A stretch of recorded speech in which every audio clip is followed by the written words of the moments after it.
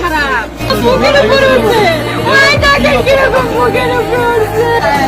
একটা এখানে কাঁদতে কাঁদতে নিয়ে আসছে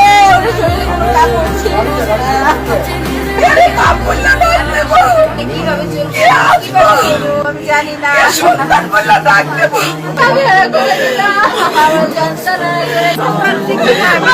অনেক ভালো ছিল।